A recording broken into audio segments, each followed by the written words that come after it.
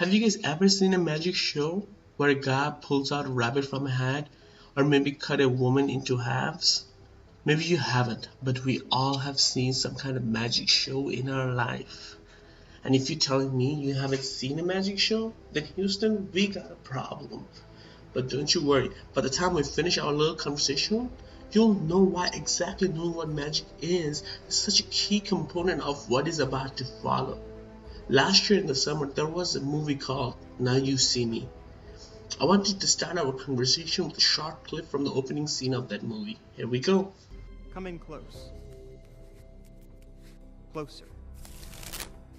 Because the more you think you see, the easier it'll be to fool you. Because what is seeing? You're looking, but what you're really doing is filtering, interpreting, searching for meaning. My job?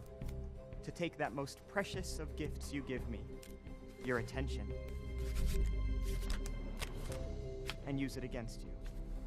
So, what do you think? Just to give you a brief idea, Jesse Eisenberg was playing a character of Great Street Magician, and in this very scene he just gave away all his secrets.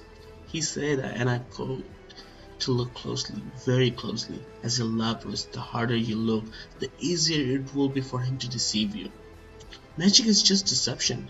Now some of you with your smartphone may Google the word magic and Wikipedia will tell you the magic is an attempt to understand, experience, influence the world using rituals, symbols, blah blah blah. But end of the day, magic is nothing but deception. And today we are talking about deception. Yes, we are talking about lies. Then why talk about magic? Because for me, two main sources of lying is assertion and appearance. And some of you might say appearance cannot be a part of a lie, but today I will show you how appearance and assertion both play important roles in a lie. So in this picture, girl didn't make any assertion to the guy, but doesn't her action say much more? And are you going to tell me she isn't lying? So my friends, false appearance is as important as false assertion when it comes to detecting a lie. And how both plays a key role in lying? We're going to talk about this today. Before we even start an argument, let me just talk about some people who are better at detecting a lie than me. Yes, there are people who study how someone lies. They observe, they research, and then they come to a conclusion. And finally, they share their great knowledge of lying to us. One of those great person who is trying to help us to catch those cheaters out there are Pamela Myers, author of the book Lie Spotting. She came to the spotlight after her book was recognized as the best-selling book. So, CEO of social networking company Syntax Networks, Myers defines what a lie is in her book.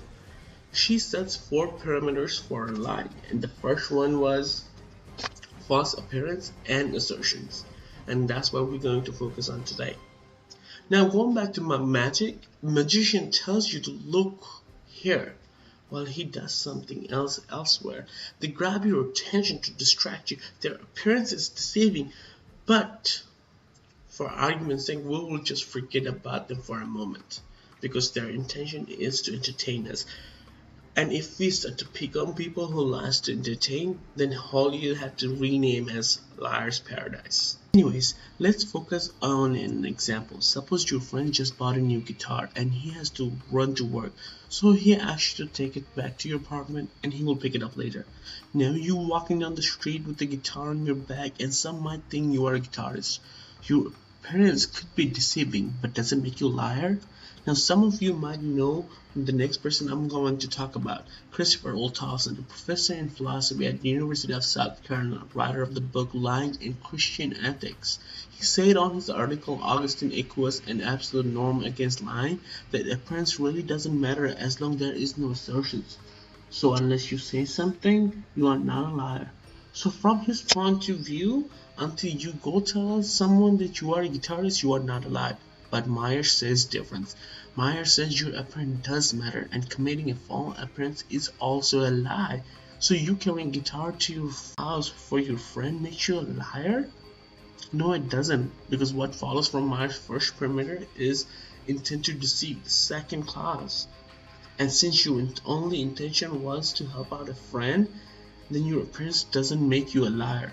But if you decide to walk to a park where a bunch of street artists were doing their act, and you decided to get the guitar out and start standing around like you are performing, then you making an appearance to deceive an audience around you. Then, my friend, you are a liar. It's not only your false appearance, but your false appearance with the intention to deceive someone is a lie.